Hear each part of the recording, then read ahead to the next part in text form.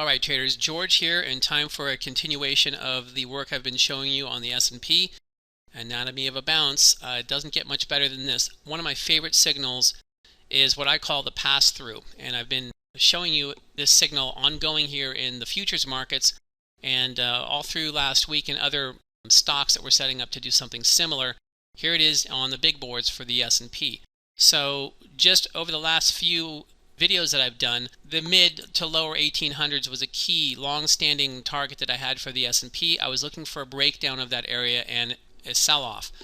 We got down to a really important area here, 38 to 40, and I'll show you why. I did this in another video, but this is how this all comes together. This is why the pass-through works.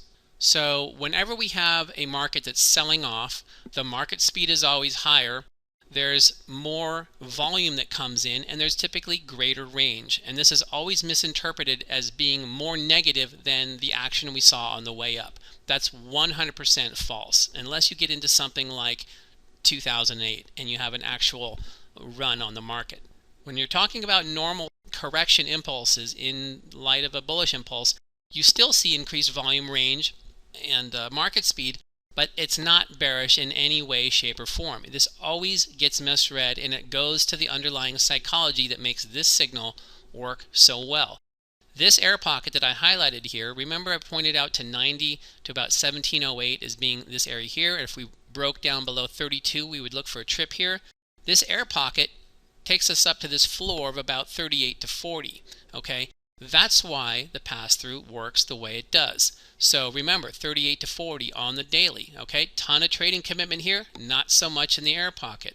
Let's go back to that 135, take a look at it. So we had this initial break below 38, so we got to 32. We had a pretty good bounce and then a lot of volatility around here.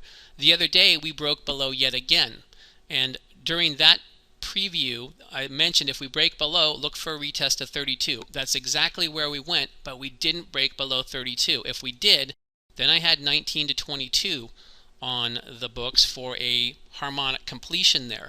But what I mentioned was watch for 38 and 40 to be retaken by the bulls. If they can do that, you just saw on the daily, they're starting to regain the floor of the really intense balance beam there. That's where all the commitment is.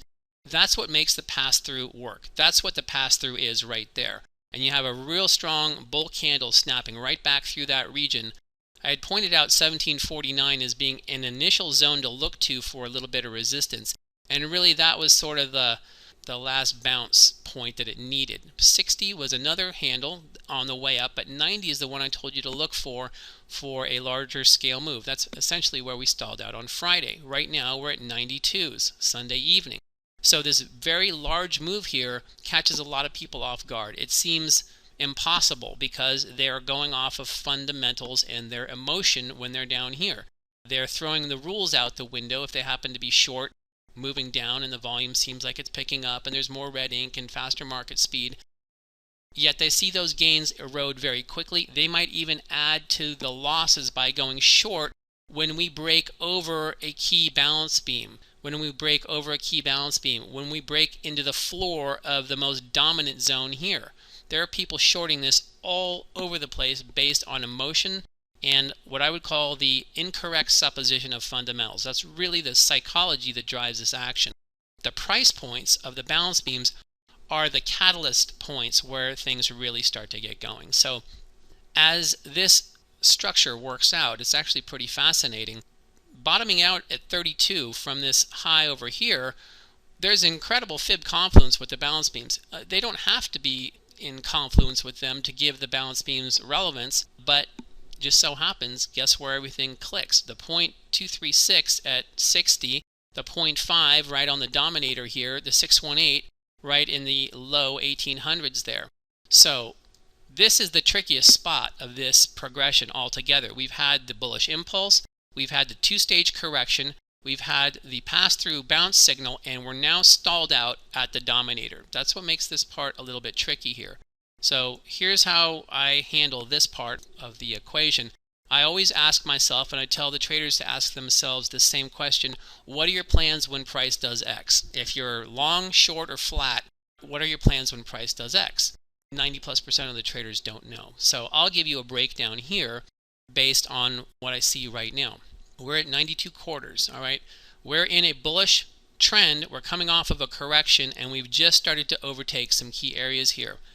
I would look for a continuation past 93s here and moving into the sub air pocket as a chance to move up to the low 1800s. So about a 10-point pop here.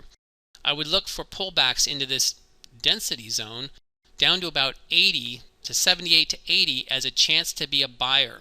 So if we start pulling back here, you want to look for the trend to resume with a bounce off of this zone.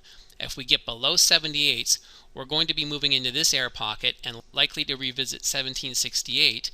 Below 68s, we're going to 60. If we get below 60, that would be a major undoing by the bulls there, letting go of all that action.